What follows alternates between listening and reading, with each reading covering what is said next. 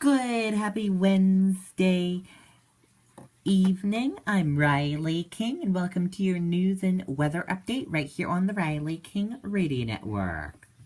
Let's get started. First up, fire destroys historic home barn in Murden. Let's take a listen to the video from WMUR News 9. The family living in this Meriden home managed to escape with their lives, but not much else. Officials say the flames ignited sometime around 4:30 Tuesday morning and spread rapidly. One of the kids were not sleeping at the time, actually smelled smoke, and was able to get the entire family out of the house so that nobody was in the house at the time we arrived. Within minutes, Plainfield police were on scene with local volunteer firefighters. When I got there, you could actually see the whole back part of the barn that was engulfed in flames. Investigators believe the fire started in a small shed attached to the barn. They say the likely cause was accidental, ashes disposed in a trash can. The property is owned by Kimball Union Academy and home to the family of Charles Mallory, the school's soccer coach and assistant athletic director. He made a brief stop to inspect the damage Wednesday, but declined comment. Not only did he and his family lose belongings, the fire destroyed a significant amount of the academy's outdoor athletic equipment. The barn itself is used as the athletic department storage. They keep their gators in there, their emergency medical gator that was also in there, some golf carts, soccer nets. While the family managed to escape unharmed, fire investigators determined this home's smoke alarms were not working. In a statement to News 9, a school official said, quote, Kimball Union is very conscientious about fire safety and works with local and state authorities and fire protection professionals on all aspects of fire protection for our faculty residences, school buildings, and dormitories. The academy is also securing new housing for the Mallory family. Meantime, the home, built in 1790 and known as the Penniman House, is considered a total loss. It is not yet clear if the school plans to rebuild. In Meriden, Adam Sexton, WMUR News 9. Okay, and there you go on that report.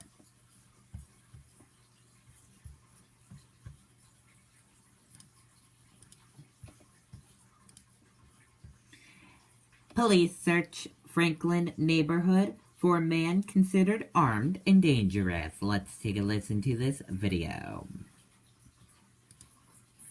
Good, happy Wednesday. I'm Riley King, and welcome to my news report right here on the Riley King Network. Police search Franklin neighborhood for man considered. Police in Franklin are searching a neighborhood for an armed and dangerous man wanted in connection with a domestic disturbance involving a handgun. Police said officers responded around 2:15 a.m. Wednesday to Prospect Street to investigate a reported gunshot. Officers encountered Ryan Burlard, 33, on Pleasant Street. They backed away from him and called for assistance, police said. Burlard, who is said to be 6 feet 6 inches tall and 250 pounds, then apparently entered a home at 21 Pleasant Street and threatened people inside. Van Porlen said she panicked, jumped out of a window, got in her car, and drove away.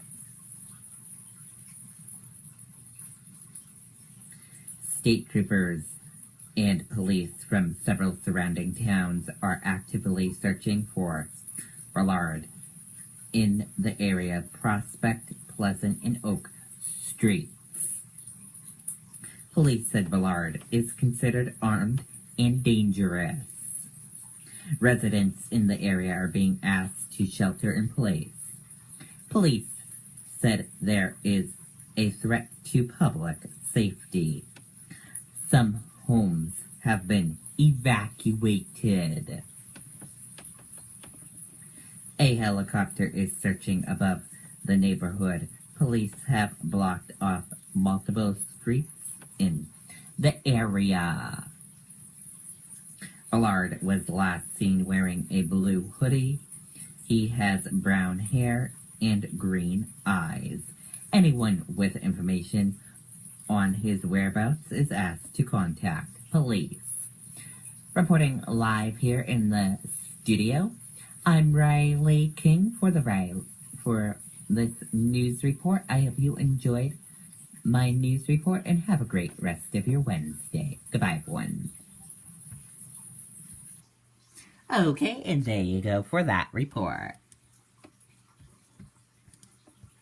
Trump blasts Obama for disrupting smooth transition. President-elect Donald Trump continued to escalate his grievance against President Barack Obama through Twitter on Wednesday, going as far as suggesting that Obama is disrupting the smooth transition of power.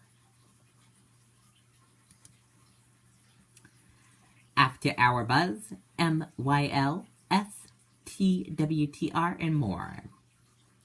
Shares of Malan ticked higher about 2% in extended trade Wednesday. The pharmaceutical company announced the launch of a generic drug version of Xenon.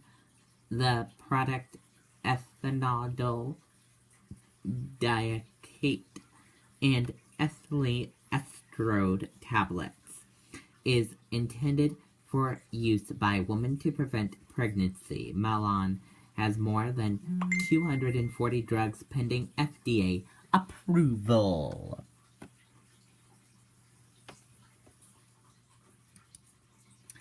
Secretary of State John Kerry, two-state solution in serious jeopardy. Let's take a listen to this video from CNN.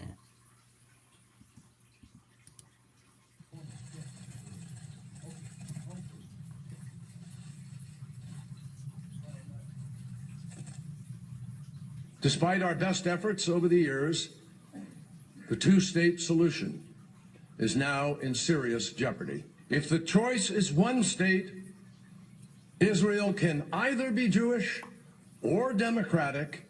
It cannot be both. And it won't ever really be at peace.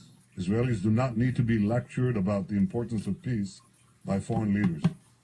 Israel's hand has been extended in peace to its neighbors from day one. The vote in the United Nations was about preserving the two-state solution. That's what we were standing up for. This conflict is not about houses or communities in the West Bank, Judea, Samaria, the Gaza district, or anywhere else.